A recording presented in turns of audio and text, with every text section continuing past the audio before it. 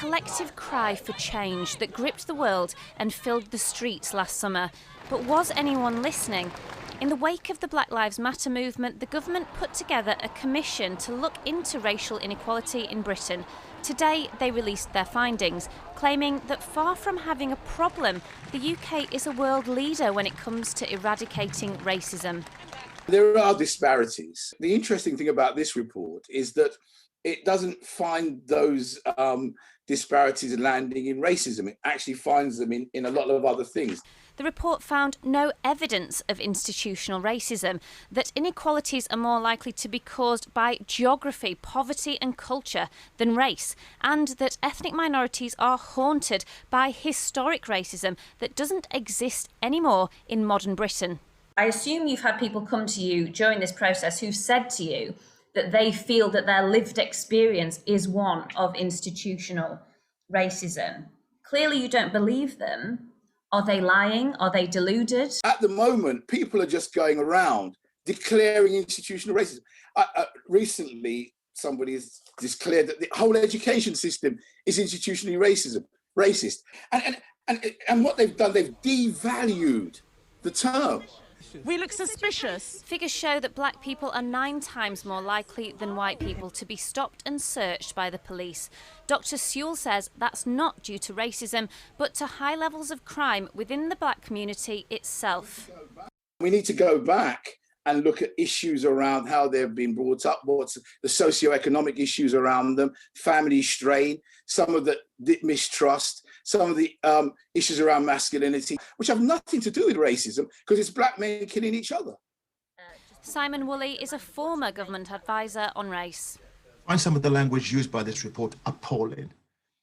You know, the idea that it's in our heads, this historical legacy that doesn't allow us to move forward, denies the lived experience of being stopped and searched 10 times more likely than other people. After last year's protests, the Commission says it wants to see a major shift in the race debate that even appears to include rewriting the narrative on slavery.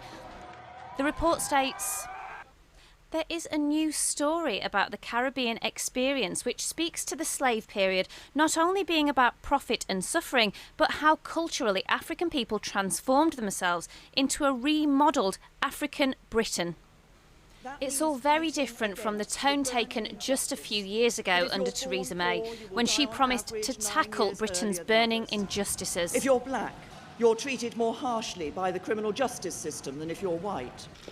Now Number 10 is engaged in what insiders have described as a war on wokeness, spearheaded by Policy Chief Munira Mirza, who has questioned whether structural racism even exists, as has the Equalities Minister, who was questioned today over whether the Commission is genuinely independent. All but one were from an ethnic minority background, ranging from West African to Pakistani. They were very much independent, but the Prime Minister did ask for the report. He commissioned it. Lovely place, lovely day. But is this all a bit awkward for Labour? Many have painted Keir Starmer as being weak in his response on race, suggesting he's torn between the Labour left and white working class voters. Of course, we all acknowledge the steps and the progress that has been made, and that is a good thing, but there's a long way to go yet, and I don't think this is the time to sit back and say, job done. Young protesters were characterised in the report as well-meaning idealists who see institutional racism even when it isn't there, something that these pupils would dispute. Today, they walked out of lessons alleging that this school in Westminster has banned afros and colourful hijabs. We're doing a peaceful protest. We told everyone, just sit down and don't listen anymore. Like, we had enough. We need a change. The school said in a statement, it is with regret that these matters have come to a head in such a public way, and they are working hard to resolve the issues raised. The Prime Minister has said he will learn the lessons in the Commission's report and remains committed to building a fairer Britain.